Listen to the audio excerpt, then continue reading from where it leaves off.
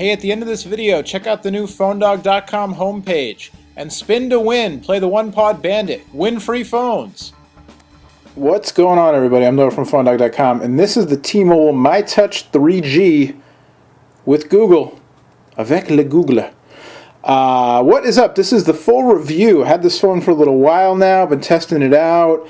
In the meantime, I've had the chance to try out some bunch of other new smartphones that came out. Perhaps the most relevant of which is this right here, the HTC Hero, the unlocked version that we got in the mail. And this is not a dogfight comparison, but hard not to take those phones into account when testing this thing out. And in a nutshell, it's easy to call this the best Android phone currently available in the United States because there are only two, really. There's this and the G1, and I prefer this to the G1. Not everybody will. I personally do. I think it's a nice experience. I think if you don't do a lot of heavy emailing, this could be, the phone for you. My biggest complaint with it is with the virtual keyboard. And we'll get to that a little bit in a minute and talk a little bit about some things you can do to kind of get around that. Otherwise, it's a nice upgrade, I think, from the G1.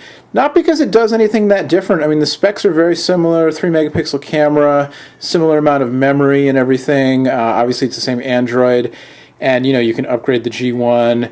I've got this app on it right now called Fresh Face, which is one of the apps in T-Mobile's new app pack, which basically is just a collection of apps they recommend to kind of enhance your experience.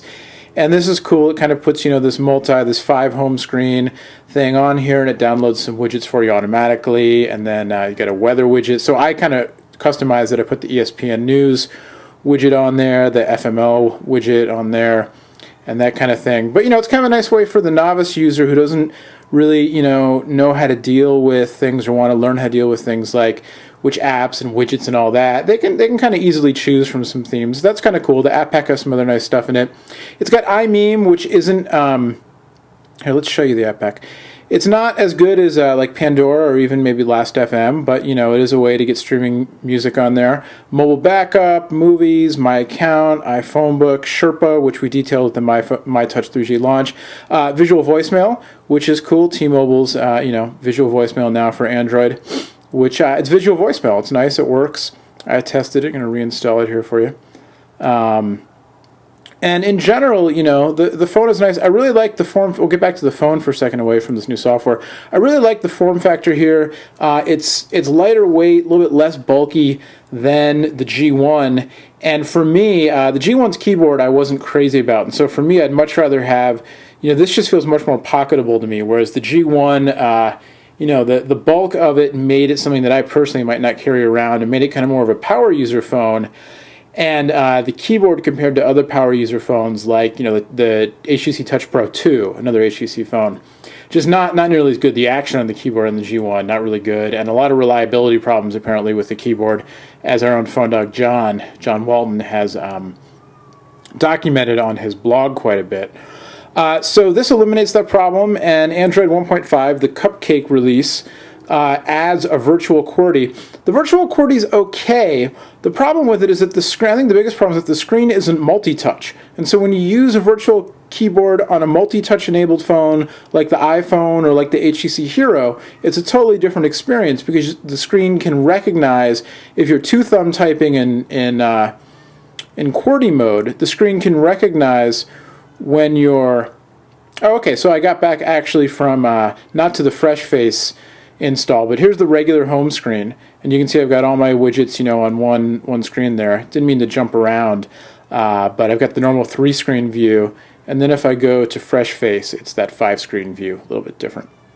Anyway, what I was saying about the keyboard is that a multi-touch enabled display can sort of better track quick keyboard presses, especially if you're using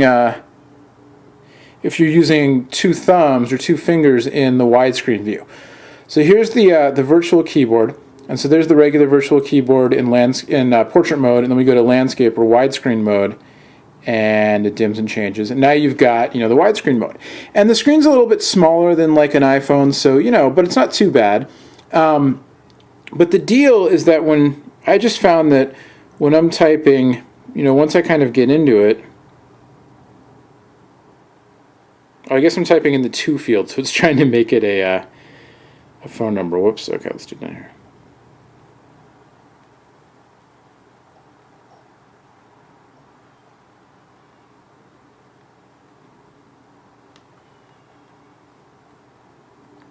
So, you can see things like I didn't hit the space bar because I kind of went too fast and that kind of thing.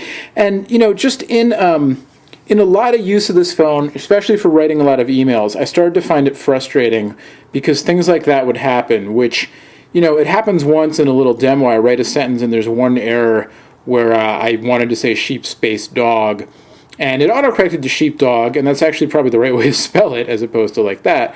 But, one little error in one sentence, not a big deal. But if you're doing if you're just doing, kind of normal light messaging, not a big deal.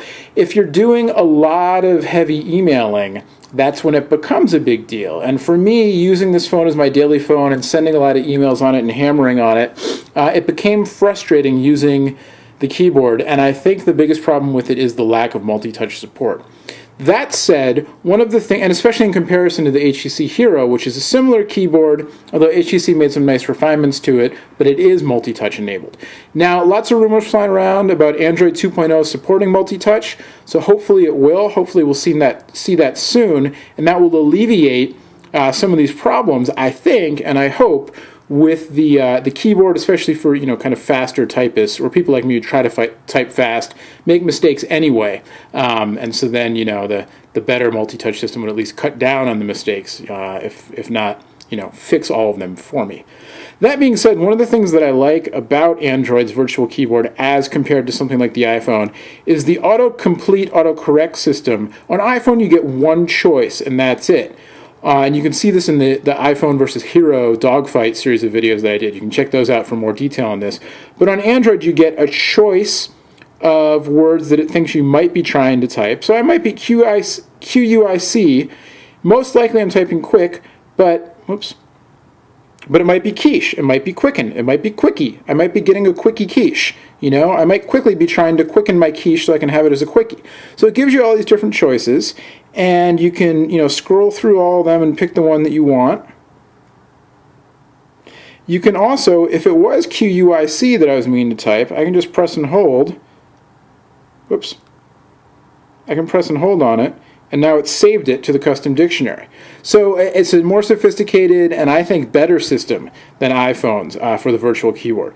That said, though, the actual typing not quite as good. The screen's a little bit smaller than an iPhone, and again, not multi-touch like either an iPhone or the HTC Hero. Otherwise, it's pretty standard Android fare. If you're used to Android, you know what's going on here.